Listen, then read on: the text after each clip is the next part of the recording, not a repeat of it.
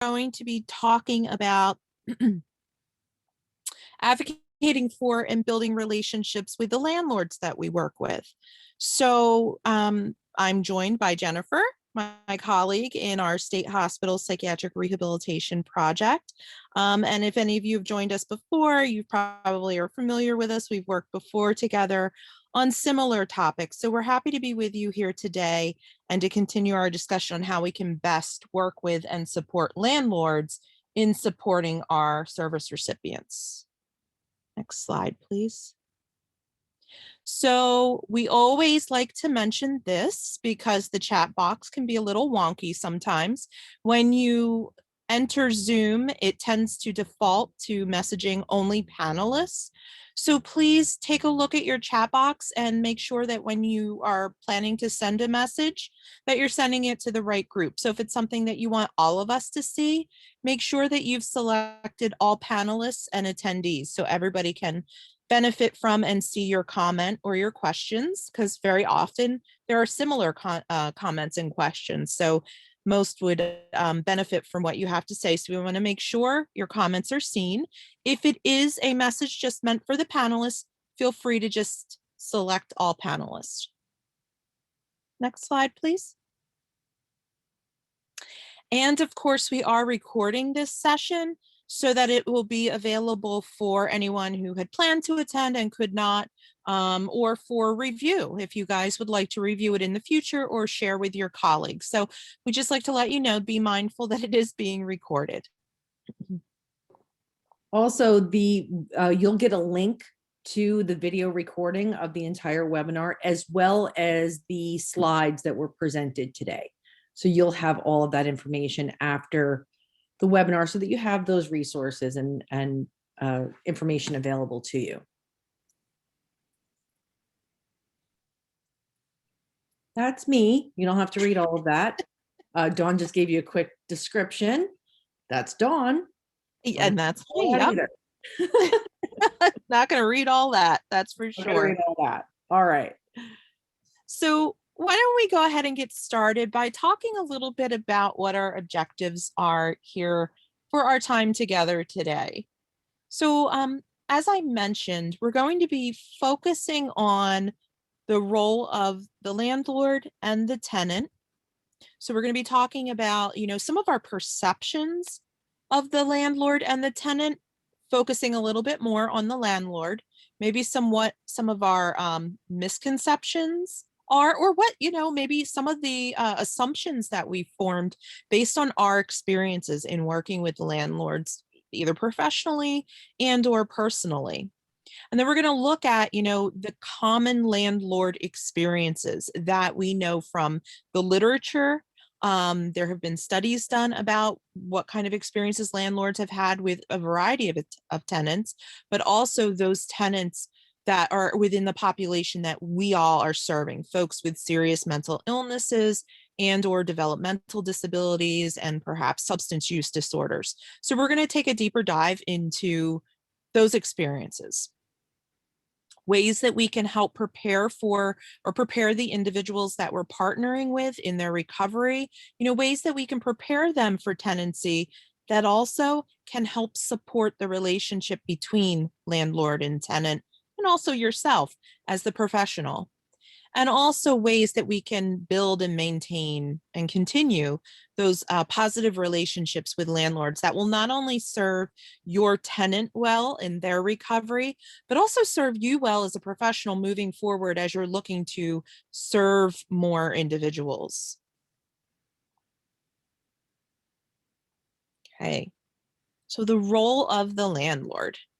So if any of you, oh my gosh, it went what? The PowerPoint had too much caffeine this morning. So if you know, it's quite all right, Jen. So this cartoon, if any of you have been with us in either our conference session that we did last summer or last fall, maybe, I don't know, it's been such a wild year, right? But in the last year, you may have seen this, we may have used it another time, but it's just such a great example of, that the reality, or at least the weight maybe, that sometimes landlords can feel, right? So here's a guy wondering if he's going to get his whole security deposit back, or at least some of his security deposit back, and he's basically like destroyed this man's property, right?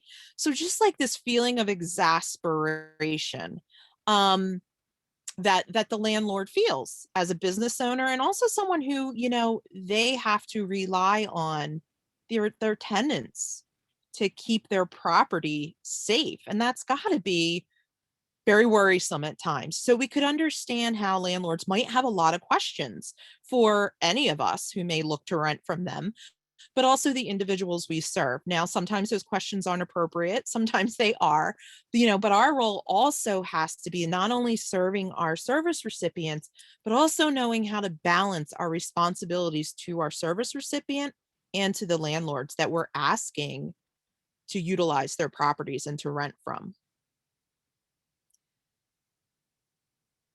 So I want to go ahead and pause here and find out from the folks that we have in attendance, what are some of the assumptions that you have about landlords? And they may be from your own personal experience.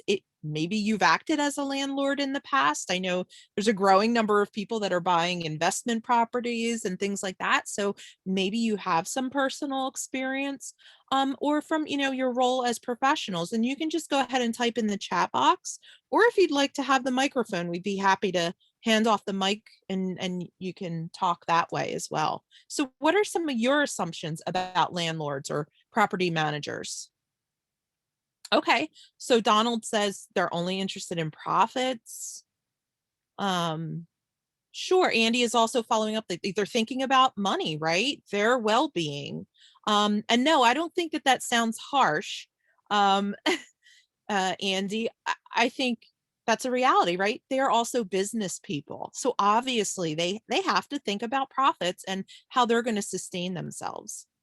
Teresa also mentions that their landlord is very attentive and feels anything needed to done is tenant damage. Okay, so they are kind of hyper vigilant, it sounds like. It's quite all right, Andy. We're not a judgmental group. This should be a safe forum. Sure. Desiree says, they want to protect their investment. Sure. Elizabeth says they might be over their heads.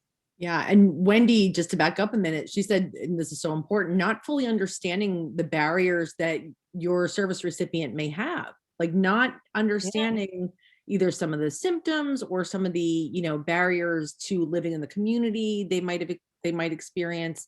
So there's a lot that the landlord may not even be aware of. They're not mental health professionals, right? They don't, No, or and right. people who are um, working in this field of homelessness, or people coming out of institutions, whether it's corrections or mental health facilities, like they don't know that part of it. Great. And as Victoria, I love, Victoria, that you are here, and I hope that you can continue to contribute, because we need your voice. Like Victoria says, she's a landlord, and people always think that the property owner is rich. And again, like thinking how there are more and more people who are getting into property management and owning investment properties. And I know from my experience working in this area for over 20 years, I worked with a lot of, I call them like mom and pop landlords, but what I mean is, somebody who might be like me who decides I'm going to go ahead and buy an investment property and rent out to people. And I actually met landlords who really wanted to help folks and give folks, a break. Those folks who were struggling may have been homeless.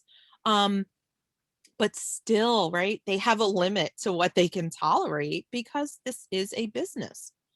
Um, Right, Darren says they tried property management, wasn't a good fit, um, as they had the building as the client rather than having the client as the client. That's a great observation. And that's, I think also, Darren, that's a helpful way to look at it when trying to develop empathy and kind of compassion for the landlord that we might be working with, right?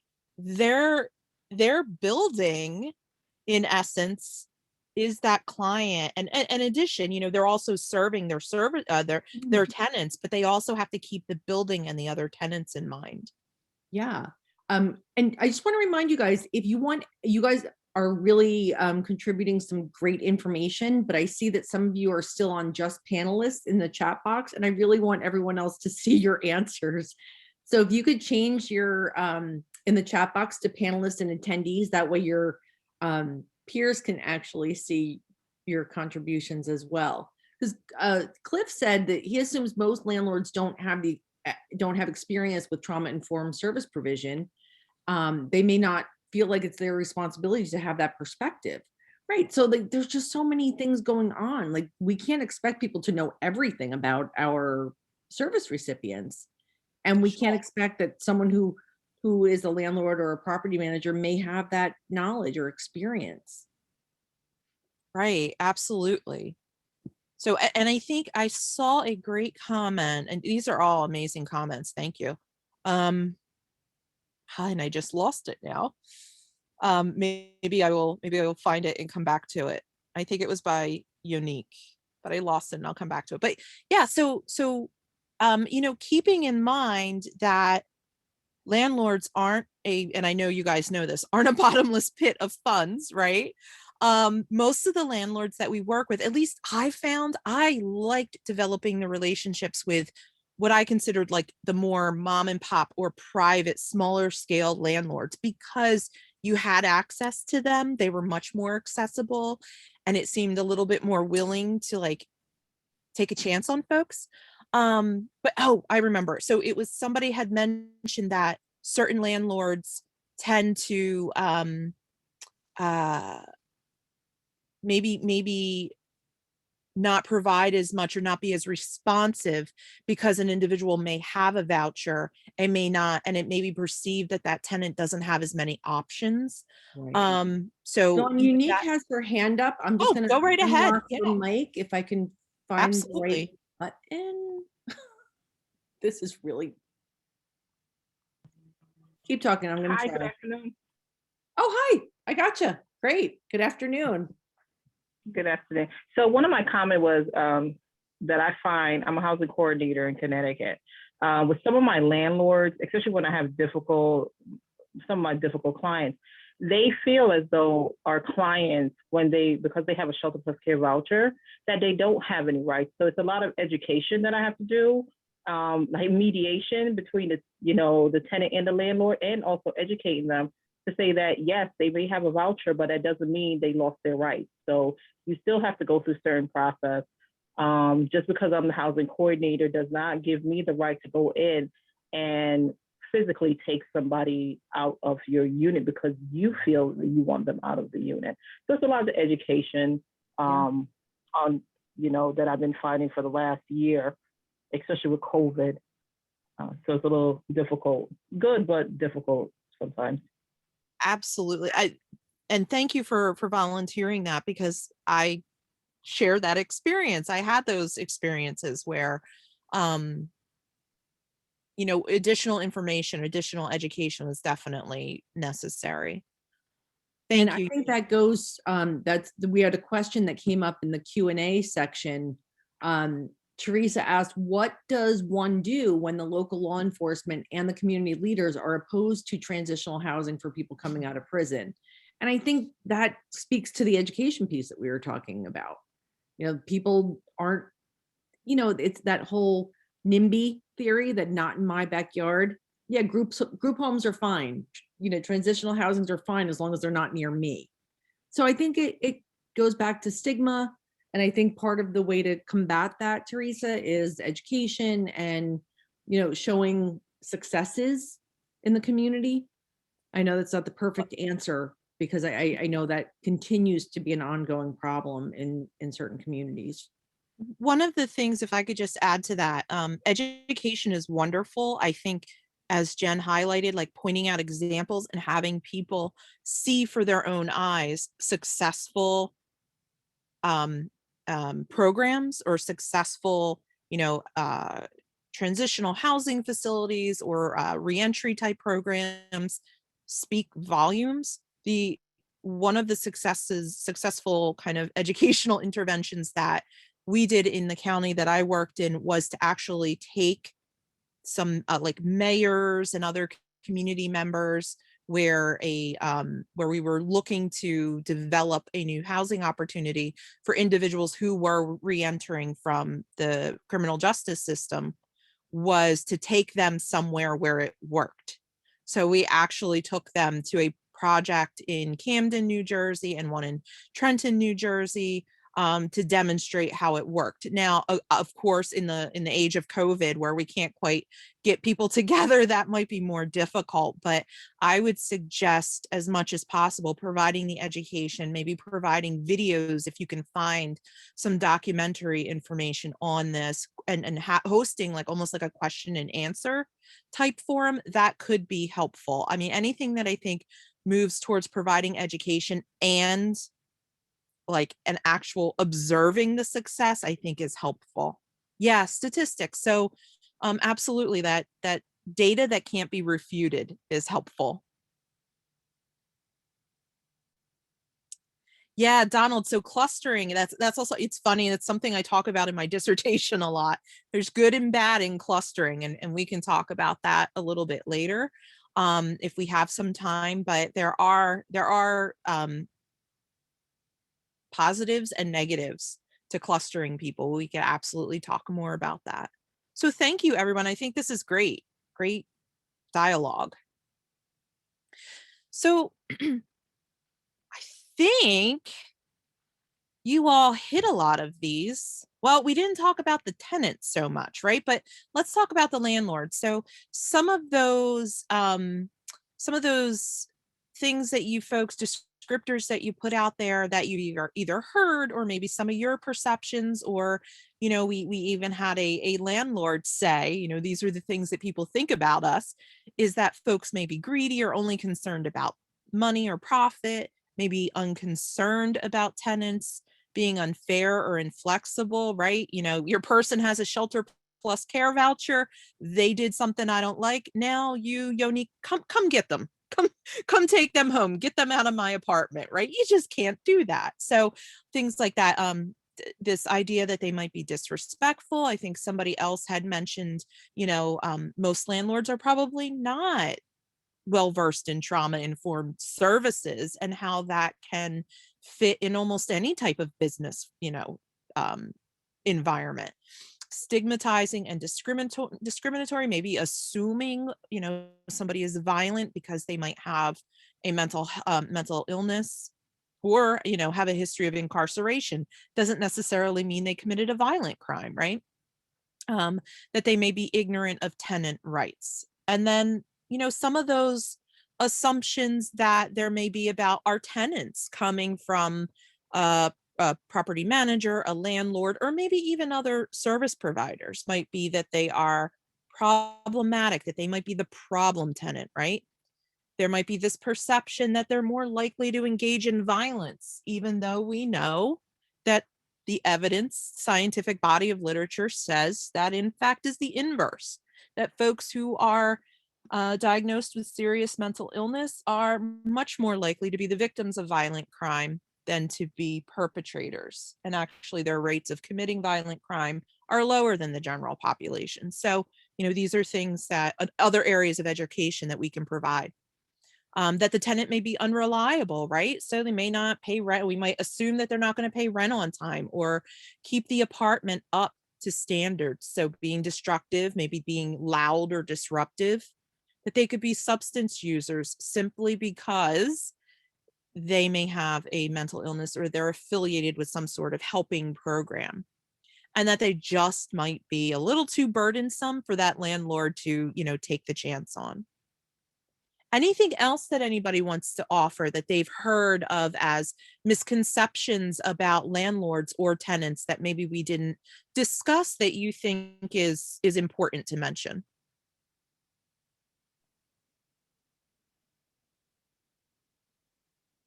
Okay, I don't see any. Nope. All right.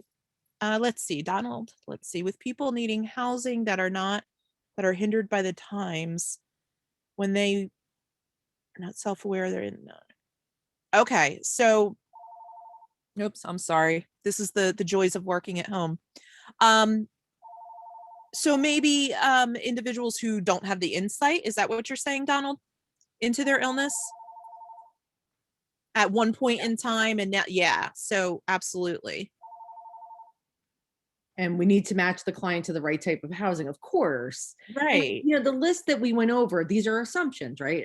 And misconceptions. It doesn't mean that these are all true, but these are what people might think about landlords, and these are what landlords might think about tenants, especially the ones that are coming into their house or property through a particular housing program. Like, there's a misconception. That's why they're misconceptions and not reality, right?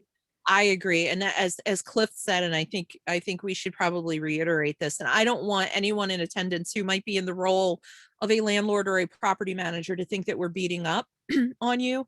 It's actually we're trying to intervene. So yeah, so there are some really great property managers and landlords out there, and we should not lose sight of that. And I think that what Donald said about, also keeping in mind that there may be tenants, and quite a few tenants that we work with, who probably have some pretty bad rental histories, right?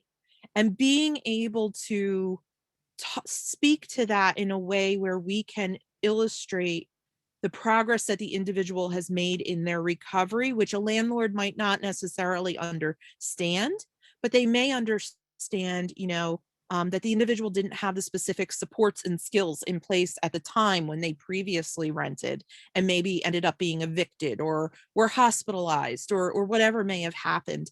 And now they are in a different stage of their recovery. So, when securing housing for folks, case managers are not just, obviously serving the tenant. You're educating a lot of people and doing a lot of finessing. Thank you, everyone. This is really great. Yeah, and Cliff said, our job as service providers are to be the bridge between our clients or tenants and the property managers and landlords. And so while our role might be to advocate for the tenant, who's our client, we also have to be very mindful of our relationship with the landlord. And that's the heart of what we're talking about today, because we do, have to play both sides, because we want to keep the tenant in place. We want to keep the landlord happy. We, have to go to both ends. Yeah. In essence, we have two clients, right? Because we want to serve and adequately serve to a satisfactory level our identified service recipient. And at the same time, I don't know about you, but when I did this job, I wanted to keep my landlords happy. So we're also serving them, because in serving them, we are also serving our identified client, right? And many other clients out there that we may not serve, but may come to the landlord looking for housing, who may share common experiences or characteristics with our identified service recipient. So I think that idea of us as a bridge is a wonderful image. Okay, next slide, please, I think. Okay, so, as I think you all articulated without me having to, is that the landlord fulfills several roles, whether they're working with our clientele or everybody else. They are not just one thing. They are not just that business person who we imagine is rolling in dough, just collecting the rent on the first of every month, right? They are not only a business person who has to balance those real fiscal concerns that they need to have, but also they can be a natural supporter, right? Many of you have articulated that you have found that many of your landlords and property managers have been phenomenal in supporting, whether they know it or not, and whether we always recognize it, but the recovery of the individuals that we're serving, right? Housing is an amazing platform. Safe, affordable, secure housing I believe, is a platform for recovery. And I think without that, it's very difficult to make progress. It's not impossible, but it's difficult. And so they are really helping in that aspect. And also in many ways, they tend to be our eyes and ears when we have a very close or productive relationship with a landlord. They may let us know when things aren't going so well for our clients at the earliest stages, because we don't live with them, right? problem solver. So on a daily basis, they're solving problems, not only for our clientele, but for their business in general, and acting as a mediator, between their clientele, between neighbors, between individuals living in their building. And so they are really fulfilling these multiple roles that can sometimes feel like, and very much be, in opposition with each other. A landlord could want to help and be that amazing human being and support somebody's recovery. But if an individual is destroying the unit that they live in, how long can they allow that to happen, right? So having compassion and empathy for that landlord as fulfilling multiple roles, much like most of you do, is essential.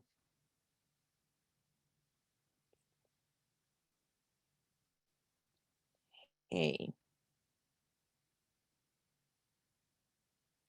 So let's talk a little bit about the role of the tenant now. We've kind of talked a lot about what we expect out of landlords and what we assume, and then some of the misconceptions. But let's talk about the assumptions that the landlord, the property manager, should be able to expect of our tenants. And I think sometimes we don't talk enough about those expectations, but recognizing that the landlord is going to have expectations of our tenants, of their tenants, of our clients, whether the individual has a serious mental illness, a dual diagnosis, a developmental or an intellectual disability. At the end of the day, these are their expectations.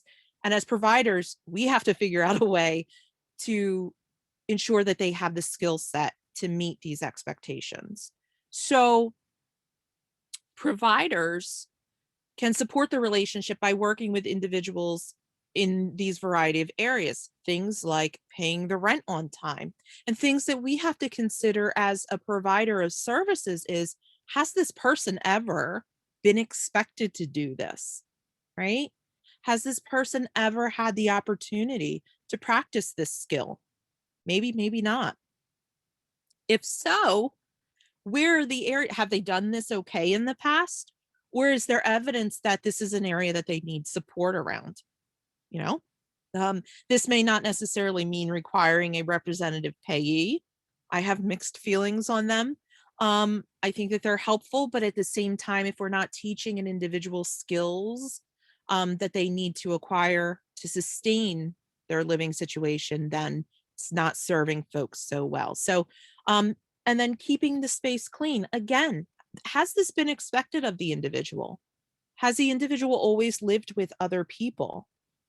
Does the individual know how to establish a cleaning routine, and what is required to keep food safe, and so on? So going step by step on each of these areas and assessing them is something that we need to do as a mental health practitioner.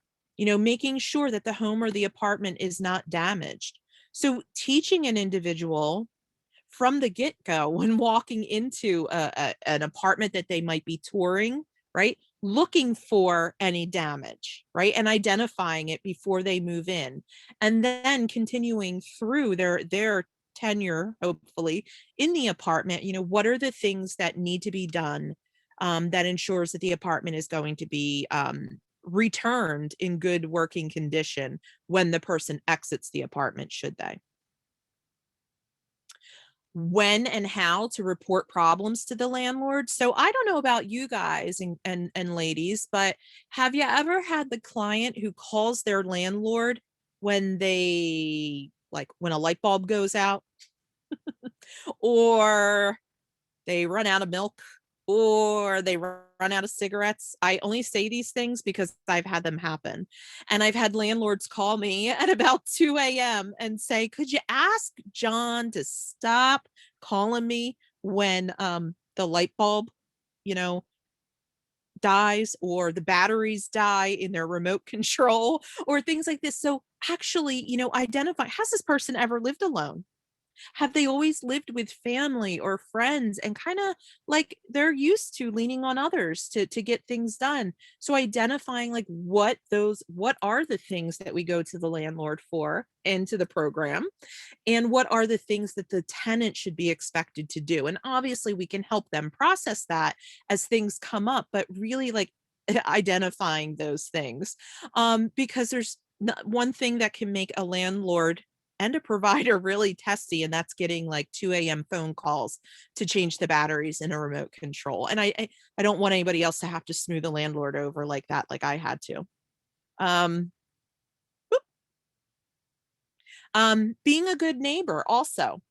So I'm sure there are folks in our session today or in our group today who could tell stories of, a client that they may have had, or maybe somebody else in a complex that made your client's life miserable, right? Because they're always asking to borrow things, or, just being very intrusive or perhaps loud. So, really working with the individual to identify, like, if you have a client who might be loud, who might be somebody who makes a lot of noise, knowing to maybe identify that in a tactful way to be able to advocate for an apartment that maybe is at the back of a building or somewhere where it's not going to interfere as much with the other tenants. So sometimes those are our tenants or our clients, and sometimes they're somebody else's. Sometimes they're both. We serve both of them, but yes, identifying what an individual expects from their neighbors and how they can be that good neighbor as well. And then also, what it takes to adhere to the lease. I don't know about you guys, but sometimes I read a lease and I get utterly confused. So think about how our tenants who may be renting for the first time, how they may feel, and if they have any kind of cognitive or intellectual deficits that we might have to assist them with. Yes, Andy, the jargon can be extremely heavy. So maybe even getting like a sample lease and like kind of walking through what each of the sections mean even beforehand, or a sample lease, so that when you get to sitting down with the individual, it's not as intimidating and you can answer questions. And also the landlord should be expected to answer any questions the tenant has. And I'm sure the landlords, any of the landlords or property managers we have in with us today would affirm that a good landlord is going to take the time to answer those questions, because then it's going to be much less likely that there's going to be confusion, right, between the landlord. I was going to say Lennon. I've got the Beatles on the brain today. The landlord and the tenant, right? And Sarah Lynn just brought up a really good point, Dawn, that she makes a document called Resident Resources, right? That's provided to all tenants, right, but specifically to first-time renters. I think we have to be really aware that a lot of our service recipients have never lived in the community before, or never lived on their own before. And I lost it up. Cherry made a good point. Like, some of those things are called adulting 101, right? Yeah. That you don't have to go to the landlord for a light bulb. But what if you never learned that skill? Yeah. What if you've never learned how to cook? What if you never learned how to recognize that something's wrong? What if you never got to the point of your life that you were living independently before, homelessness happened, or before your mental illness happened, or before your substance abuse happened? Those are life skills, right, that you may not have learned yet. So it's really important to not just assume that everybody knows how to do everything. So I think having a document like that, of resources and tips and skills is really important, and preparing your residents before they even get to the house. But assuming that people just know how to do those things is dangerous. And absolutely. And let me tell, and even so, the fault can also be on us as providers. And I have made so many mistakes in my in my career, and that's okay, because that means hopefully I've learned from them, and I've taken risks, right? But in my circumstance with the individual that I thought of who needed to change the batteries in their remote control, so they called the landlord. I told him, because he had never lived on his own before outside of a group home. I told him, anytime something goes wrong, let your landlord know right away when something's not working in your apartment, because I didn't want him to just let things go, because he kind of had that habit out of thinking he was going to be in trouble. And this was an individual who he was in his 40s, but he also had an intellectual he had a developmental disability as well. He didn't want to get in trouble. So he was letting the landlord know he was doing what I told him to do, right? So I also learned in my language to be much more specific. And I think that what Sarah Lynn was saying about like a supporting document to the lease is a wonderful idea. So, just like an FAQ, a frequently asked questions, I think is great. And that could be something that could be a great project if you have peers, or if you look to get your service recipients involved. Wouldn't that be a great project to, like, things I wish I knew when I moved into my supportive housing unit, right? So things like that could be extremely helpful. Next slide, please, Jen.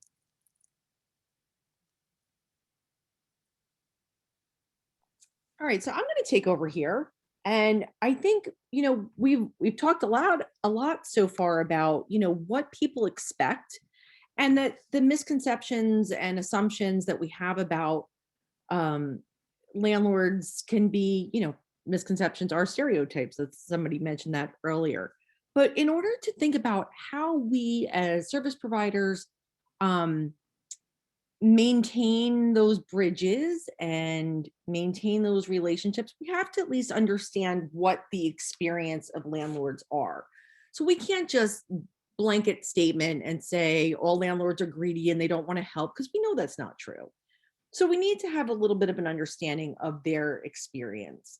So I want to tell you about this study that was done in Sweden with landlords who rented primarily to tenants who had mental health issues. And they were interviewed about their experiences with the tenants that lived in their properties. And while this study was specifically about service recipients who had a serious mental illness, many of the experiences that they described can really be extrapolated to tenants with other issues as well. Just in general, people who either have a mental illness or have substance abuse issues or were incarcerated. There's lots of similarities and overlaps. But the things that they did experience were things like property damage that we've mentioned, things like writing on walls and clogging toilets and sinks and drains and neglecting repairs because maybe either they didn't know that they needed to tell the landlord about it, or they didn't know how to do it themselves for whatever reason. And that made the landlords feel disrespected. Like, this is my home and I'm letting you be here. I'm letting you rent this from me. And the fact that you're not taking care of my property is disrespectful to me. So they also reported feeling helpless in the face of unpredictable behaviors, especially from people who had mental health issues. And they didn't know how to help them. They didn't know what to do when they saw someone having symptoms of mental illness. They didn't know what to do when they saw behavior that was unfamiliar with that to them. They didn't know how to help people. And although they reported seeking collaboration with service providers and mental health agencies, they reported that they often felt abandoned and neglected when they did reach out for help and support. So even though they tried to be, they tried to reach out for help, they felt like they didn't receive the help that they needed. And then there was this sense of hypervigilance where they were always kind of on guard to, protect their property and to, be aware that someone might be having, behaviors that were not familiar, and just kind of be on the lookout for anything going wrong. But also at the end of the day, as Cliff mentioned before, they wanted to help and they wanted to, feel compassionate, and they wanted to provide assistance, and they wanted to offer a sense of security to the folks that lived in their properties. So the study concluded that community-based services needed to be more proactive in their collaboration with landlords and to establish certain communication strategies that are helpful for both the service recipients and the tenants. So again, our role, like we have two clients, right? We have to advocate for our tenants and our service recipients, but we also have to be that bridge to the landlord as well for the sake of our service recipients. So those were some of the experiences from that study. So again, typical landlords concerns might be things like where the rent's going to come from and whether that source will be reliable and who will be accountable if issues come up. How renting to high-risk tenants will affect insurance rates. So some of like the very logical, like practical things on top of all the other obvious issues like property damage and stuff. And maybe it's, the lack of control that landlords have input into screening their tenants. I wonder if that's ever been a concern for the landlords that you work with. Have you ever had that experience where a landlord wants to have more of a say in who rents their property? So this lack of control over input, who will be accountable if things arise, if issues arise, whether tenancy rules can be enforced, whether evictions will be possible. And that also that is helpful if people are aware of the laws, right? So there's certain landlord rights, there's certain tenant rights. And as a landlord, it would be really helpful to know what those are. And as a service provider, it's important that our clients know what they are. So Cliff said, as a landlord liaison, one of the most common statements that I've heard from landlords is that they don't feel supported by associated housing services. Right. And that's exactly, what the study said too. Even the landlords who did seek collaboration and did seek assistance felt like they really weren't supported. So how can we support them even more so that our clients can be more successful? So again, they're concerned about substance abuse, whether maybe traffic and guest management issues, whether people are having friends over and maybe their associates aren't the kind of people that the landlord would want around. And Dan said, it's their property. Why would that be an issue to gain knowledge of the potential tenant? It shouldn't be, right? But I think, landlords want to have that option. So definitely. Can I interject here please. just on that? Sometimes questions are asked that are and I just see Sean just said more restrictions on what landlords can ask applicants. Yes. So more and more jurisdictions are stating or limiting what a landlord could potentially ask a potential tenant. More frequently, my experience was questions being asked that weren't appropriate medically or otherwise. But I'm not sure specifically what the landlords in this study were speaking to when they meant screening. Yeah, thanks, Dawn. And then it talks about some other common landlord experiences or things like, we've talked about property damage a lot, but that also includes like bed bugs, right? Disturbances for other tenants, safety risks, turnover and empty units. So there's a lot, cockroaches. Yes, God. Ugh. So yeah, I mean, if I was a landlord, that would be one of my concerns. No matter who it is, no matter what issue the person had, that would be like my most awful concern, is that somebody would bring bugs into my property. I don't know why. That's just my thing, but it's not an uncommon thought, right? It's a common landlord experience. So, I don't want to beat the dead horse here, but there's a lot of things that that landlords are concerned about, and rightly so in many cases. But so how do we get past that? How do we how do we look at landlord, or how do we provide landlords with the support and assurance that their property is going to be okay and their tenants are going to be okay? How do we do that? Um, One of the ways that we can do that, we can support landlords by helping to prepare the individuals for tenancy through education, through skills training, through resource acquisition.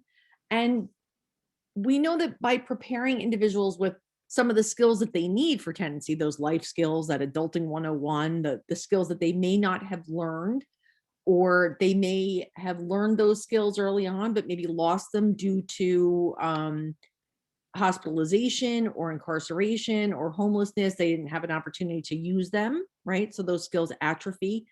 The potential, the more they know and the more prepared they are, um, the potential for longer and more successful community tenure is increased. Um, yeah, we actually can't guarantee um, that those things are going to work all the time. And when we want to try to prepare our service recipients for tenancy, we want to educate, right? So that document that Sarah Lynn was talking about earlier, here's this guide, here's what you need to know. And we want to assess what skills you already have for living in the community, what life skills you have, and what you need for that particular environment. So learning a skill that you need in the environment in which it will be used is much more helpful, right? We want to understand what people need to be successful in that particular environment. So education, assessing skills, what do you have, what do you need, and then skills training when we know what skills the person needs to learn in order to have those independent living skills. And then resource acquisition. Where do I get the help that I need when I need it? How do I, geez, Louise, I got to stop using the roller. So where do people find help when they need the help? So let's take a break for a second and ask you guys, what are some positive strategies that you've used to set service recipients up for success? So the document was a great example of that. The resource document of Adulting 101 and life skills.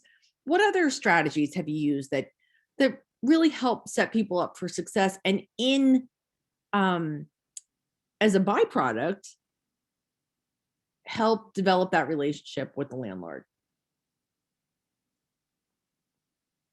Any thoughts?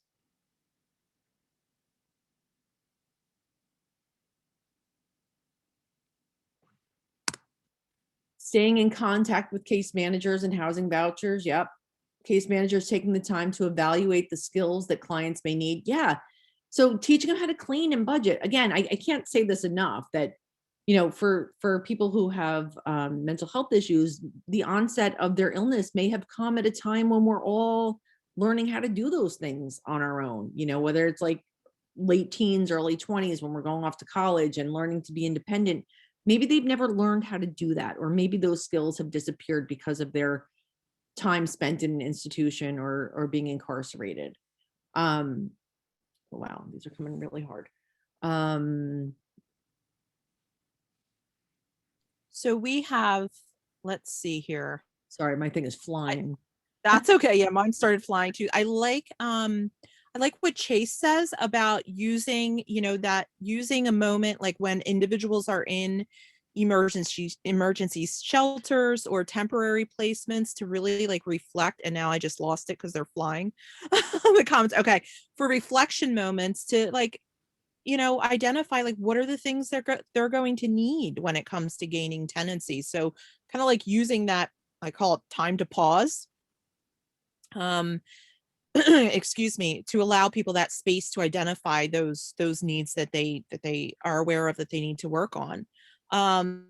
Cliff talks about why housing case management is so important, and absolutely, I think for many of these reasons why having a case manager specifically for the housing elements is extremely important. Serena talks about constant communication being Yeah. important, repetition with education or, information. Um, Sherry says that they introduce a calendar for cleaning to their service recipients. That could be tremendously helpful. That would be helpful for me, Sherry. Maybe keep me on track. And Andy is talking about working with his, I'm sorry, I assumed Andy is a male, but it could be female. Sorry. Andy is working with their first client, still in process, but um, making sure that their line of communication and I guess support with the church community is still in place. So like identifying these other sources of support Right. that can benefit the individual so that it isn't just their case manager, which it often feels like, right? You're like the only person in this individual's life helping them. So it's not just the case manager and the landlord, right? Getting these other natural supports in place are so helpful. Yeah, Community community supports. Yeah. supports, That absolutely. goes back to that resource acquisition that we were talking about here. What supports are available to in the community? Where do you find them? It's not just, we think our support system is, family, friends, case manager, but there's, faith-based services, there's community centers, there's peer services, you know, there's lots of places for support in a lot of different areas. So making those connections for people is really important. Yeah. And as Dan said, kind of encouraging the service recipient to be open and honest about themselves and their experiences, to the extent that they feel comfortable in working with other individuals, so that you get to know people as people, right? And also you can achieve a sense of empowerment. Oh, Jeannie said there's a program in her city called Responsible Renters Program. 4 2-hour classes about how to be a good renter. Yeah, I think Dawn was talking about that before. Like, what does it mean to be a good tenant, a good neighbor, a good, you know, again, things that people may not necessarily know. So, and just to offer, and I don't know, and then I'll stop talking, but in in New Jersey at the organization that I worked at, we had several different funding streams for our vouchers. So we had HUD permanent supportive housing vouchers. Um, and then we had Division of Mental Health from the state of New Jersey. And we were allowed to do different things and set different requirements with each of them, because they were different grants.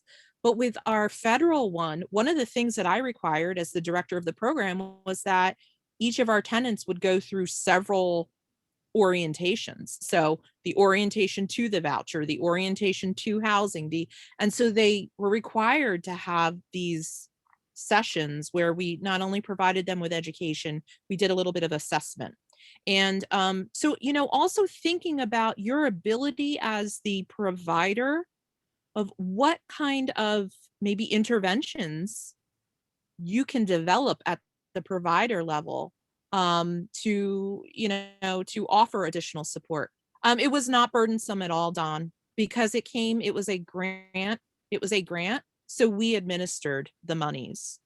um we could talk offline about that if you want. You could always reach out to me via email, but it really wasn't burdensome at all.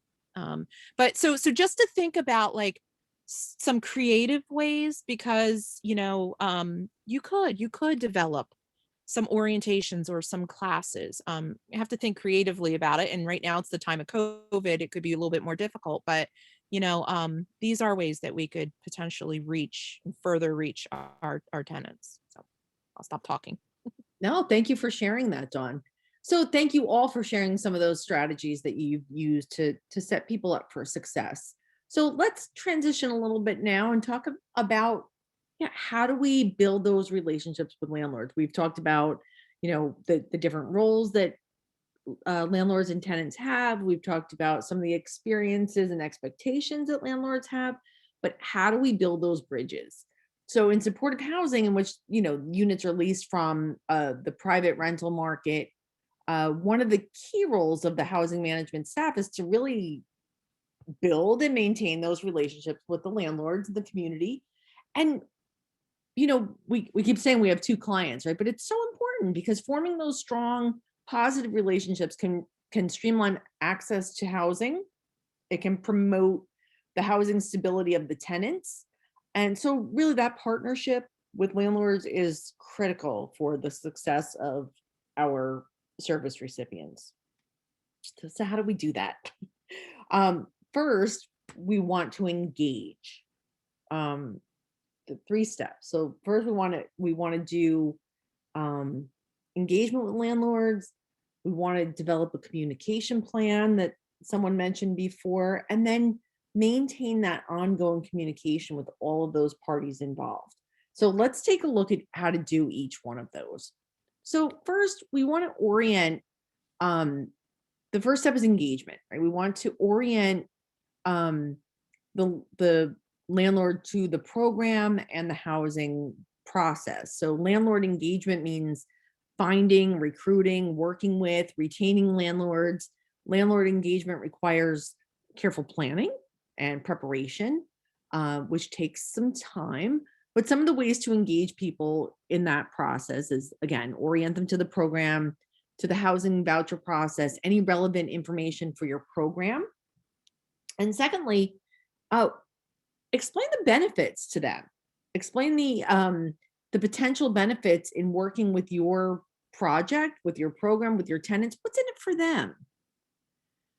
Because everyone wants to know, like, what am I going to get out of this, right? Like, what's in it for me? I'm just going to let somebody come into my house and be afraid that they're going to damage it. What's the benefit on my side? So maybe it's a guarantee, right? That the subsidy portion of the rent will be paid on time if the project includes a rental subsidy. Maybe it's the having access. Yeah, little sugar goes a long way, right? Maybe it's having access to a case management person to call with questions or concerns if the tenant has given permission. And depending on the subsidy source, the ability to receive payment for damages in excess of the security deposit, sometimes that helps. So helping the landlord understand the process, and of course, making sure that they're aware of what their rights and responsibilities are, can be helpful.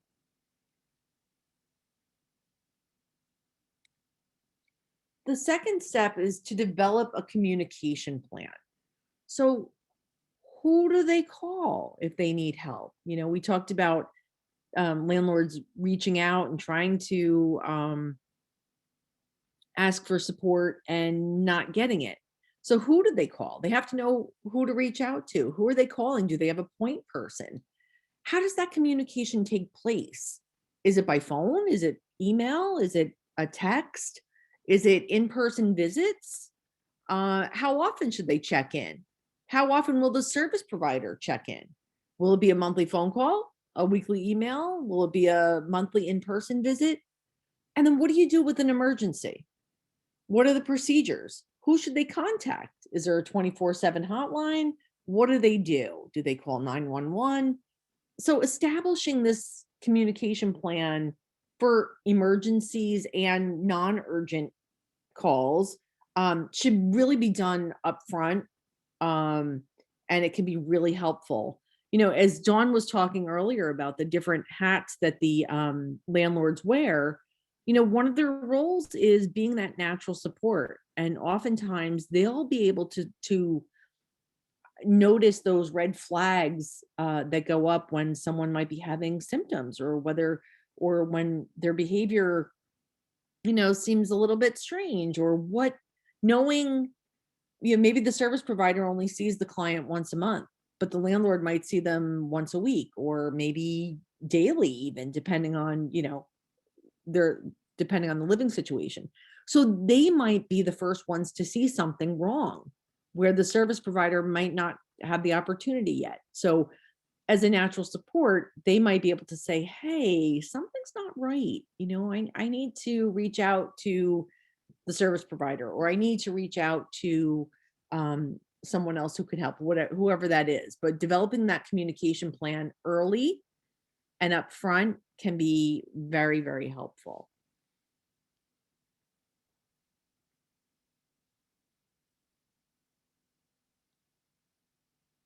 I'm just trying to read Dan's comment here.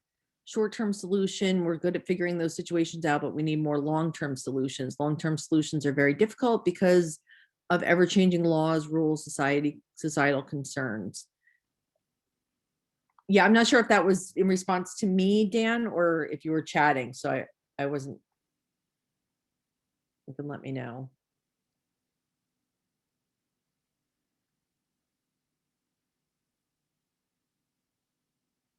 All right, well, I'm going to move on until I hear back from you.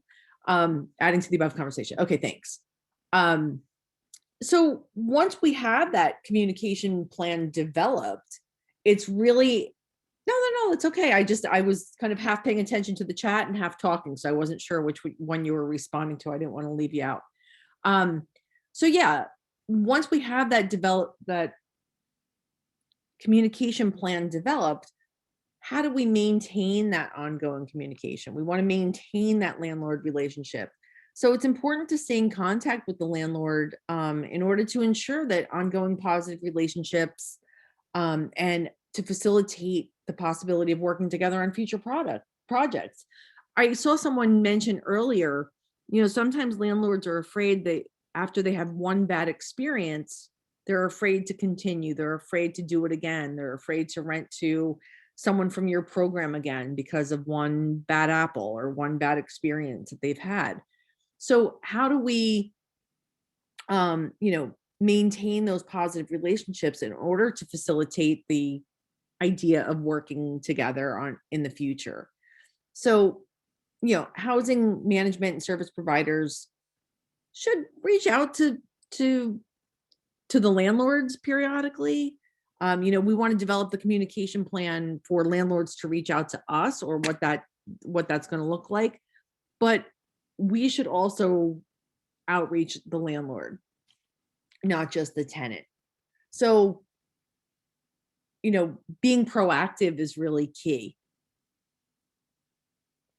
So not waiting for a problem to come up, right? And not waiting for the landlord to call us because something's wrong, but to regularly reach out to ensure that they're receiving the necessary support that they need. And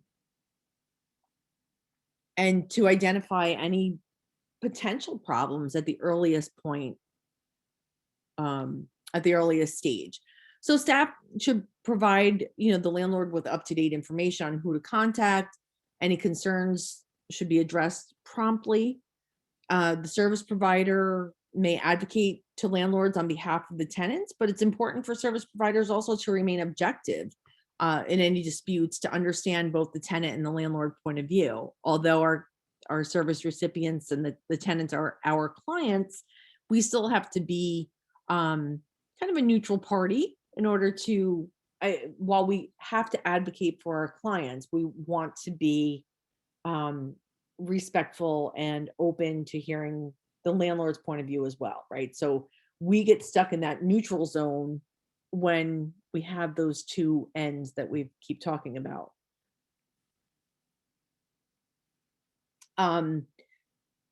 Also, it's really important to provide support to landlords during a crisis or an emergency. Remember, again, we've said this earlier, but landlords may not be mental health professionals. They may not be service providers like we are, and might need that extra support. Maybe they don't know what, someone with a mental illness looks like. Maybe they don't know what those behaviors are. Maybe they don't know what those early warning signs and red flags look like. So, if you have someone who has certain issues to be on the lookout for with their permission, it may be helpful to let the landlord know what to look for, because like I said, they might see the individual more frequently than the service provider would. And finally, following up with after a dispute or a crisis, to communicate that support. So keeping those lines of communication open early and often help preserve the landlord's relationship and existing with future tenants. So we know, how do we, or how do you um maintain those communication lines, those open lines of communication with the landlords that you work with? Do you have a certain schedule that you use? Do you have, is that something that you develop up front? Um, do you have a system in place to use after an emergency?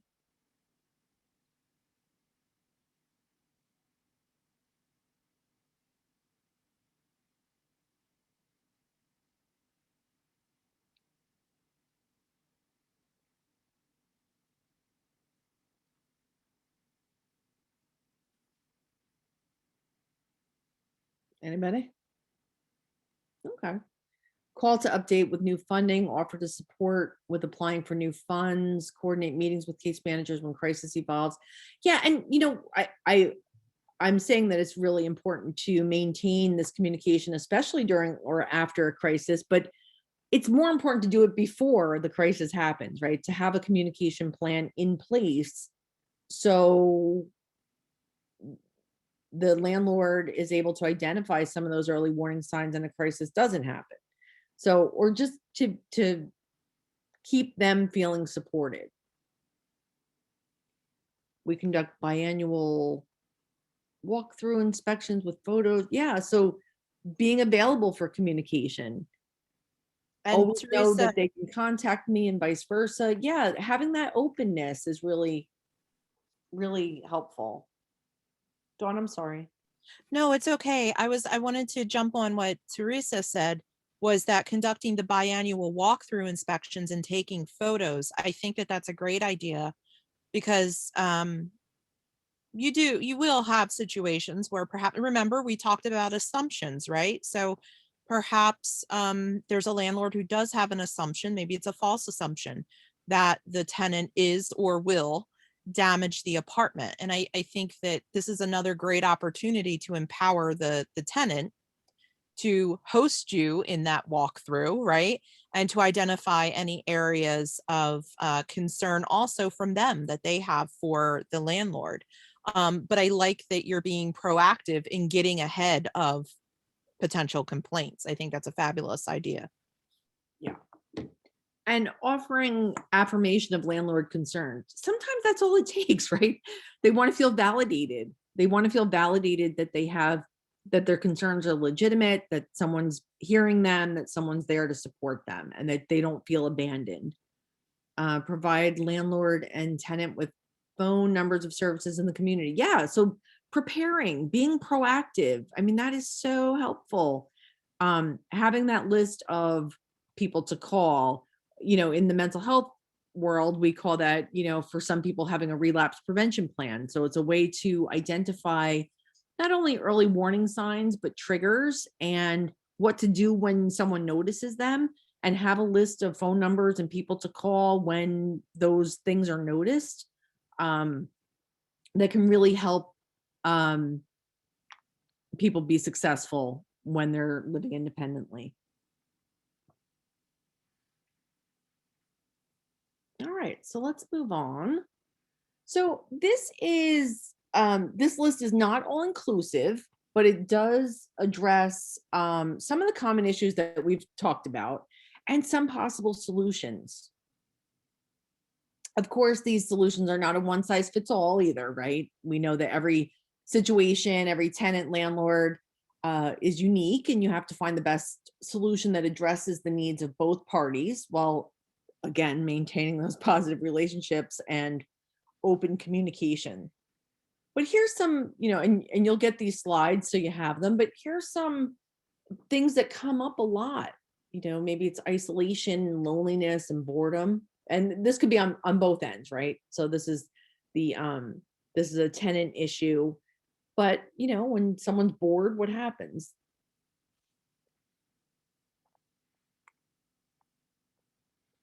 Um, when there's unpaid rent, what do you do? Maybe it's putting a plan in place to check in with the landlord by a certain day each month. Educating tenants about about their rights and responsibilities, knowing what they have to do. Sarah Lynn said, I had a tenant who was very forgetful about paying rent, was really, really stressed if she got late fees. So she set up a calendar reminder every month to call her and check to see if she mailed the rent check. Yeah. She was elderly, disabled, no transportation. So I mean, in this time of technology, not everyone uses it, but there's like every phone has an alarm, or there's even just written calendars, or there's ways to, put these little strategies in place so that we're setting people up for success, and there's lots of accommodations that we can put in place to help people.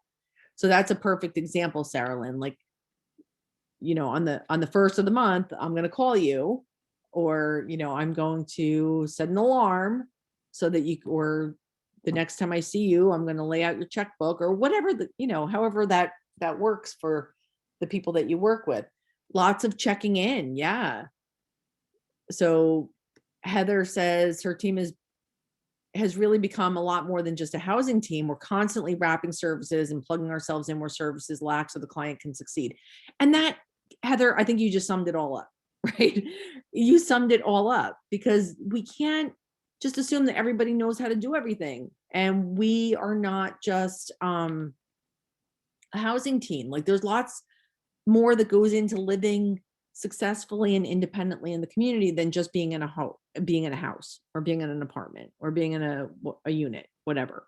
There's lots of other things that go along with that. So things like the maintenance work isn't done, again, educating the landlord about their rights and responsibilities. Maybe there's a problem with guests. Maybe that solution is to develop guest management policy with the tenants and help them learn how to set boundaries to prevent people from taking over their apartment.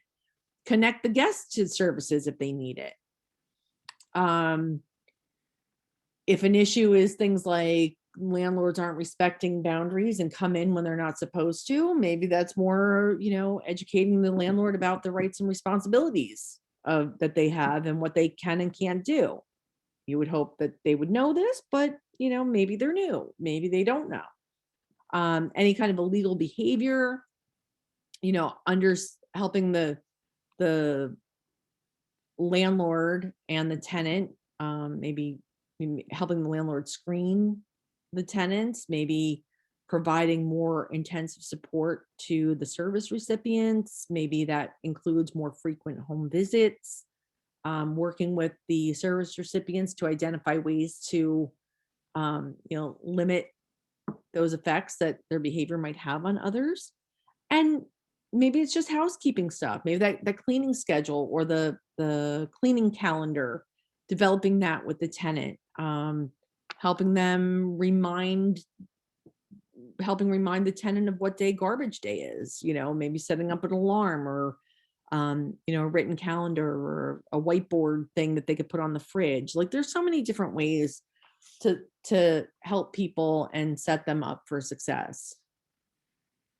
Any other issues and solutions that you guys have dealt with? I'm loving the ideas that you're writing in the box here, in the chat box. There's some really good stuff.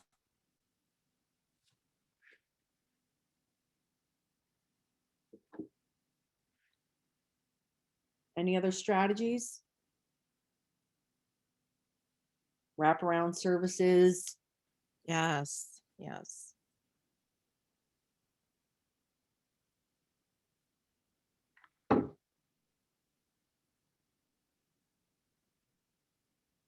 Yeah, I think, Cliff, so that really speaks to the need to get in these additional community services, right? And Donald says peer supporters. So I think as many, the greater the diversity of options that our clients have to access support from, I think the better off they're going to be in the long run. Because as you said, case managers come and go. Oh my goodness, turnover in our programs, unfortunately, is so high. And one of the things that we know is that people do better when they have a more stable relationship with their providers, with others in general, right? Stability lends support and really assists people in growth. And so wrapping around as many services as we can is tremendously helpful. Yeah, Sarah Lynn posted that when a tenant would submit a maintenance request, I would text them to let them know what company I sent to address it, following up so I know they received the request. Like keeping that communication open. I think that is absolutely critical. And Heather again sums it up. We rely heavily on our ability to form relationships with our landlords, and we have to always be checking in and keeping up with our clients because they can create issues that cause them to be evicted, right? If we don't stabilize them, and it's not a one-time thing, it's a continual process. And that's it. Like when we talked about the communication, it's maintaining ongoing communication. It has to be ongoing. It's not a one and done situation, right? It has to be continual. It has to be often. It has to, be updated. It has to be ongoing and regular because we need to know what's going on. And if we want to continue working with that particular landlord, if we want to, get the best services for our clients, then that's what we need to do. So yeah, that's really important. So just to summarize, we talked about the fact that landlords wear multiple hats. They have a lot of different roles. And so they're not always the greedy out for money property managers. We know that they're a business person, yeah, but they're also, a natural support. They're also a mediator. They're also there to help. They're also a problem solver. And we know that a lot of landlords are very compassionate and want to provide help for the people that live in their homes. They want to provide a sense of security.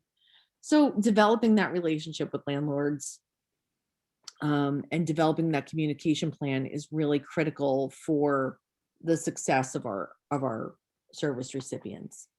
And providers can support landlords by helping to prepare the tenants and the individuals for tenancy through education, through skills, skill assessment, through skills training, through community resources, providing them with the best, best set up them for success in the best way that you can before they even get there. And providers can support landlords by developing that communication plan, maintaining ongoing communication, especially during or after a crisis, but being proactive about identifying issues early so that they don't get to the point of, a crisis. So I want to just open it up for a few minutes. See if anyone has any questions. Serena asked a question in the Q&A saying, where do you find a good skill assessment? I have one that we use in, if you can give me a minute while other people are asking questions, I will post it in the chat box.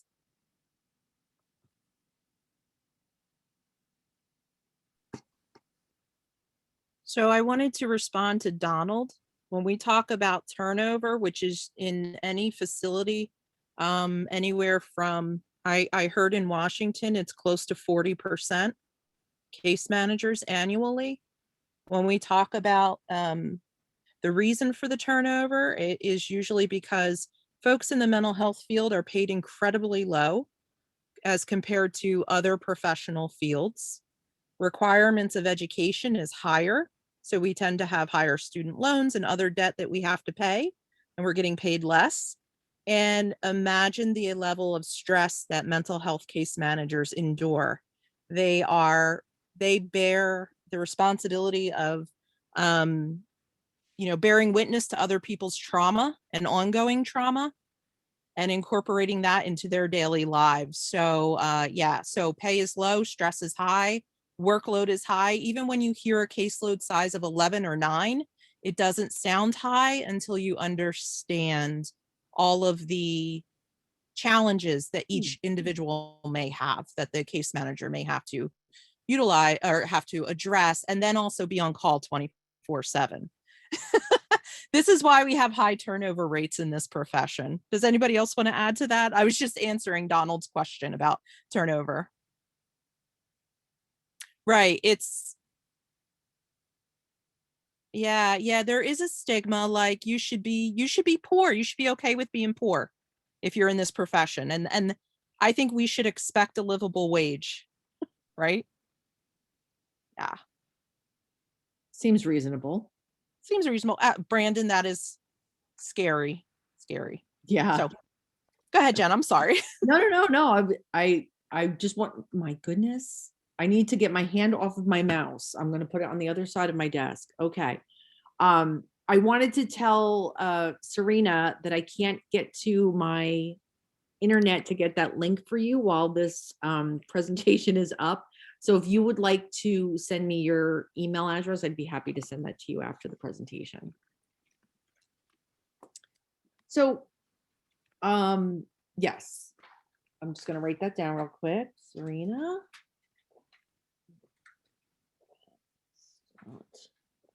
Okay, I will send that to you afterwards.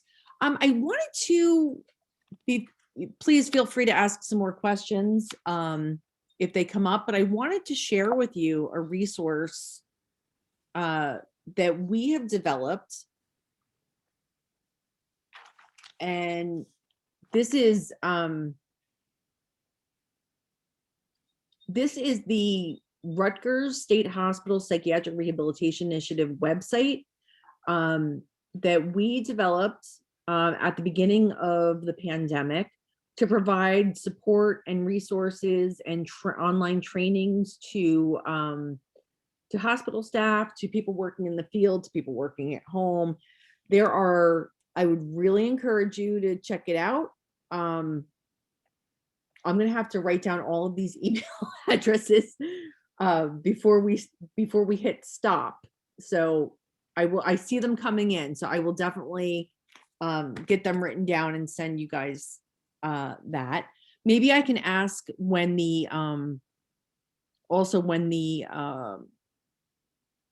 link to the recording and the PowerPoint slides get sent out, I can include that in the email as well.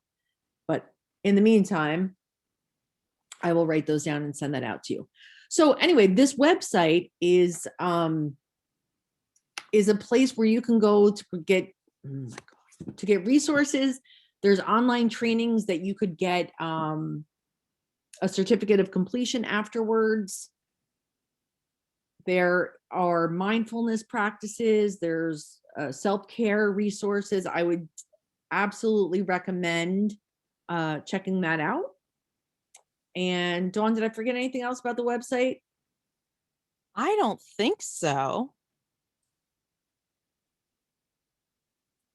Okay. Well, I would definitely check that out. I will send you, everyone who has sent, has posted their email address. I'll send you just a quick version of a skills assessment that we use. It's part of the Tools for Moving On program, and it doesn't go into exactly, do you know how to mop a floor? It's more general kinds of things, but you might find them really helpful.